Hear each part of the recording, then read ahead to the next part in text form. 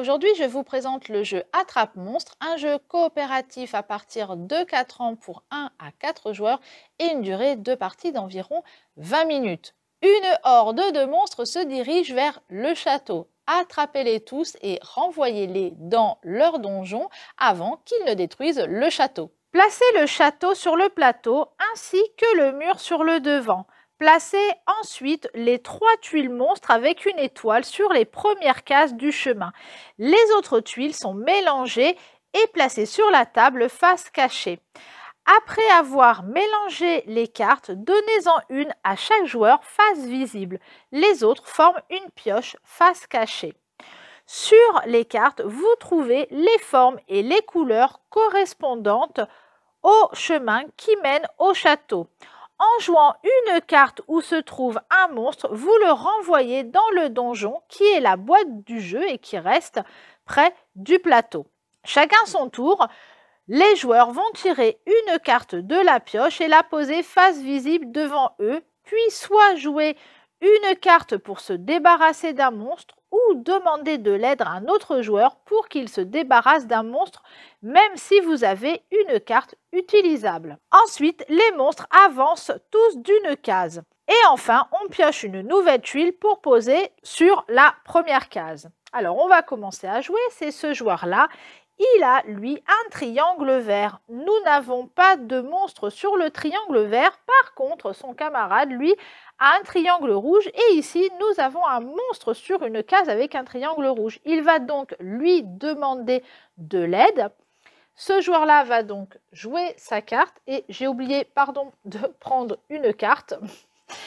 Et il va jouer donc sa carte. Elle va être défaussée. Et le monstre va pouvoir s'en aller.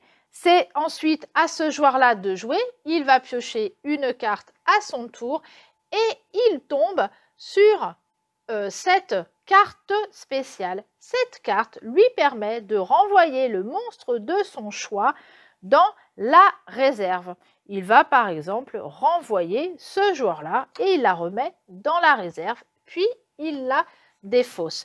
Tous les joueurs ont joué, on va donc arriver à la phase des monstres. Chaque monstre restant va avancer d'une case, donc maintenant il n'en reste plus qu'un.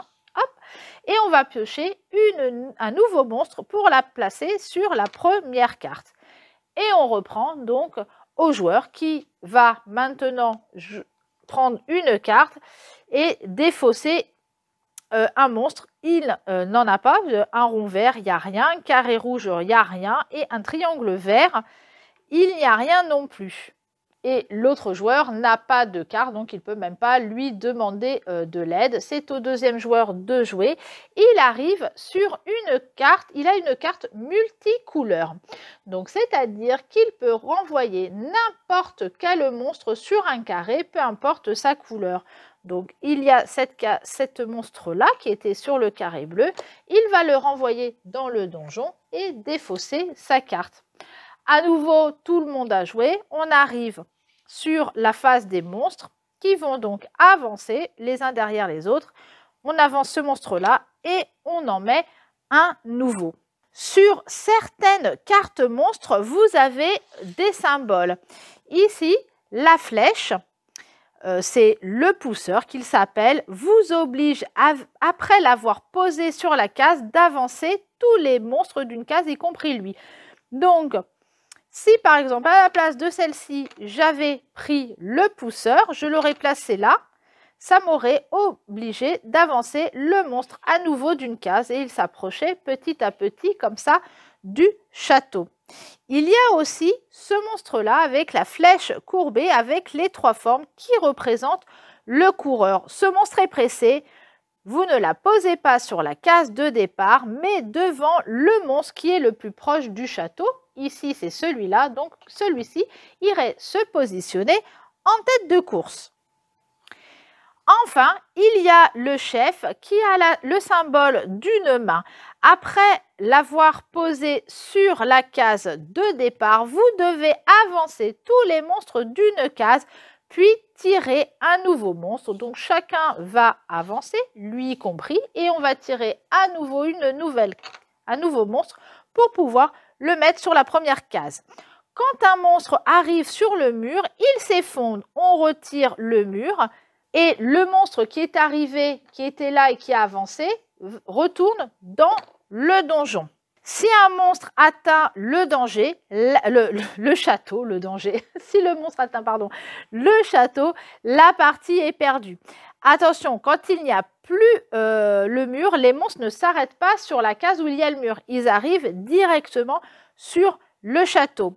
Donc, il y a des cartes spéciales. Je vous en ai déjà présenté une. C'est celle-ci où on peut renvoyer le monstre que l'on veut dans la réserve générale et non pas dans le donjon. Et il y en a une autre qui permet de reconstruire le mur. C'est celle-ci. Quand vous jouez cette carte et que le mur a été cassé, vous pouvez le replacer. Si vous arrivez à tous les renvoyer avant qu'ils détruisent le château, vous remportez la partie. La règle vous propose 3 variantes. La première pour jouer en solo, où on joue de la même façon, sauf qu'au départ, on prend 2 cartes au lieu d'une. La seconde, c'est pour compliquer un petit peu les parties. Vous pouvez commencer une partie en ajoutant un monstre sur le chemin, ou alors même de ne pas jouer avec le mur qui se trouve devant le château. Et enfin, la troisième variante sont pour faciliter un petit peu les parties avec les plus jeunes, où vous pouvez éviter de jouer avec les pouvoirs des monstres ou d'utiliser les cartes multicouleurs ou multiformes pour tous les monstres qui se trouvent sur le plateau. Cette présentation est terminée. Retrouvez Attrape Monstre à la médiathèque et moi je vous dis à bientôt avec un nouveau jeu.